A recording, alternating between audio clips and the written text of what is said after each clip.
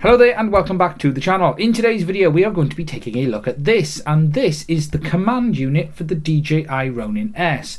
Now if you don't know what the command unit is, it allows you to control features and settings on the Ronin S without actually connecting your phone via Bluetooth to the device.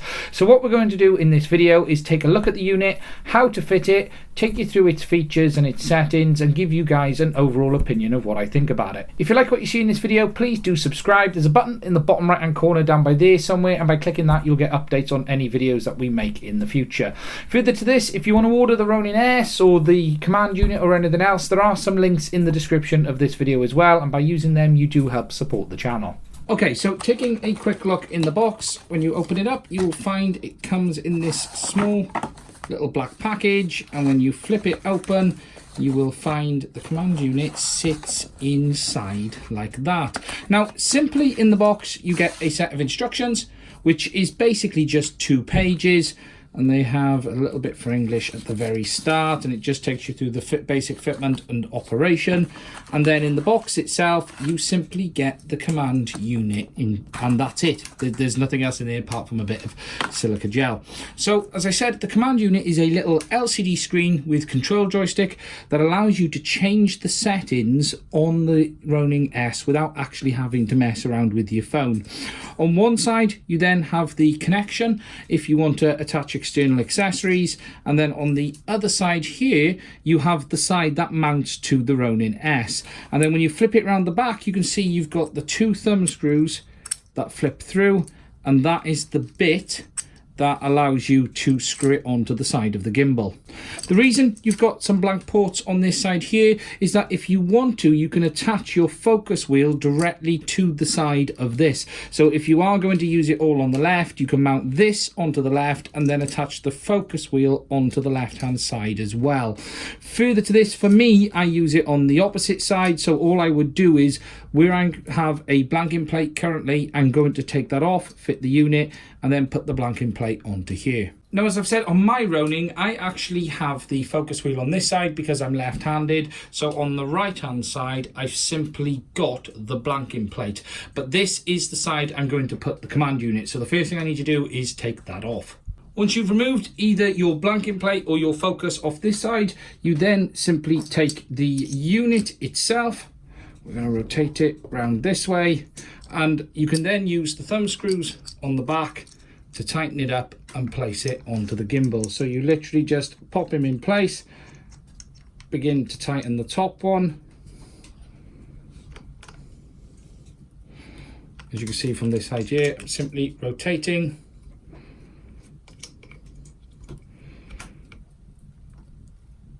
And that is the unit then fitted. So it really is as nice and easy as that. Now, if I wanted to, I could then take the focus, if I had it on this side, and then bolt it onto the side here. However, for me, what I'm going to do then is place the blanking plate over the top when I'm finished. Okay, so taking you through what it actually does. So we're going to turn the Ronin S on, and you can see that it boots up, and it takes you onto this home screen here. Now, on the left-hand side, you've got a little screen that shows a bar. Now this is the focus bar. So when it is not connected to your camera, it was solid red like I had it just now. But because it has now connected to my GH5, you can see the bar itself is working, and when I move the focus wheel, it's showing up. Now I haven't actually got it in manual focus at the moment, but you can see that it is working. Above that, you've then got the Bluetooth sign, which shows you if it's connected to your smartphone. As I've got mine connected to my GH5, you can see that it says Panasonic in the middle, so I know that it is connected. And then on the right hand corner, you've got a battery level indicator, so you can actually see what your exact battery level is as you're using it. The big plus in the middle is a representation of what the joystick's doing. So if I push the joystick up, you can see that it moves just to give you a reflection of what is going on. Now, on the command unit itself, there is only one button, and that is this 5D button at the bottom. So it will go up, down, left, right, and it's a press in the center.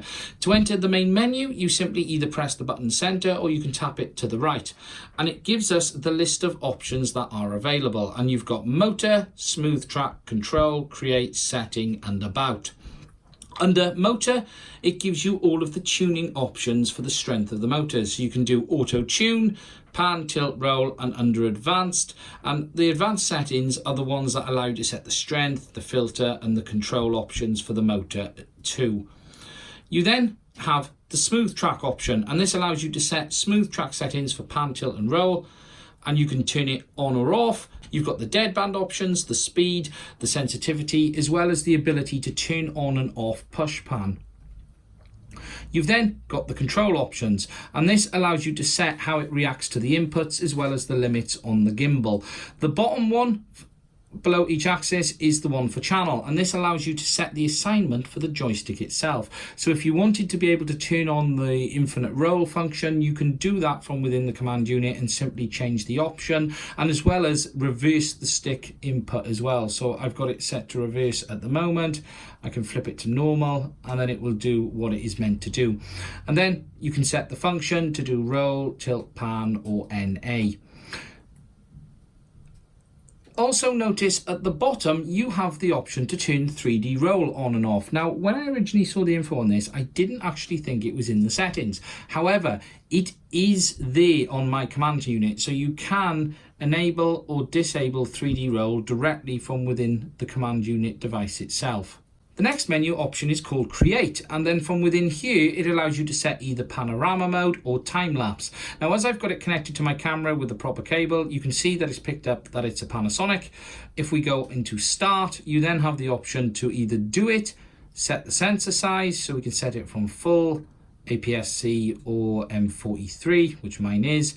You've then got the focal length options, which allow you to set the focal length to whatever lens you've got on there. If you've got a fixed lens, and you've got from 1mm all the way up, let's have a look how far it goes.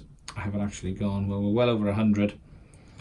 Well, you've got the options to pretty much set it to most scenarios. I think it's going to go well over 300. I'm not going to get to the end, but yeah, you've got all of the settings you need.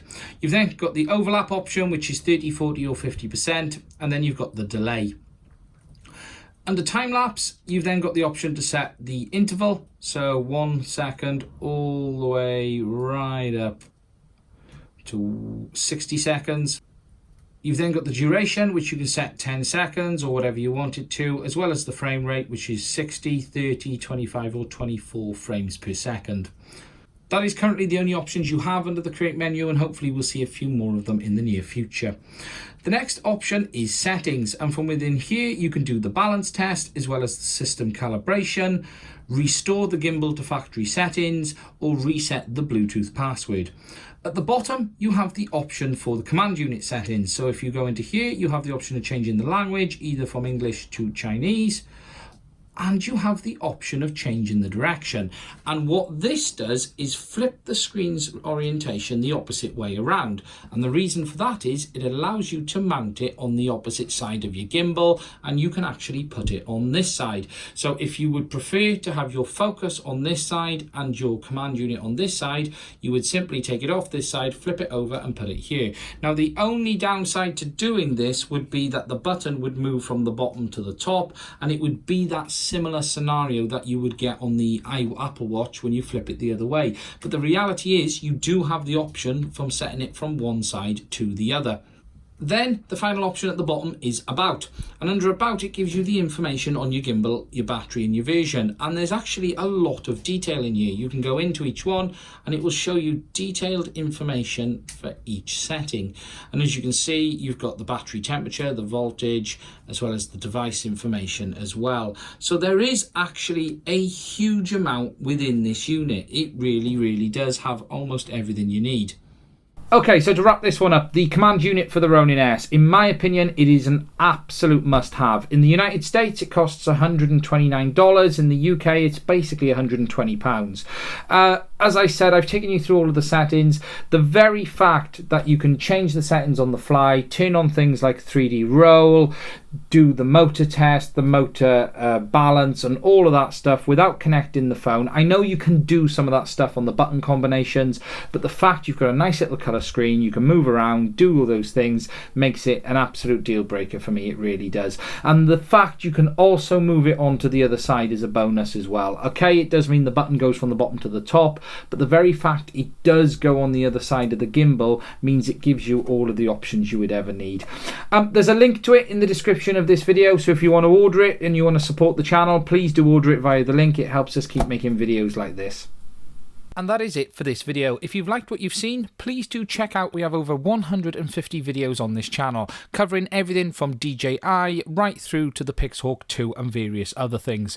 We've also got them separated into playlists as well that help you navigate to the ones that might be relevant for you. If you like what you see on the channel, please do subscribe. There is a subscribe button in the bottom right hand corner of every video, and by doing that you will receive updates on any videos that we release in the future. Finally, there are some links to the products we talk about in the description for each video. I would really appreciate it if you are going to buy a product, if you would like to buy via those links. By supporting the channel, it allows us to keep buying products to be able to talk to you guys about. That's it. Thank you for watching, and I'll do another video again soon.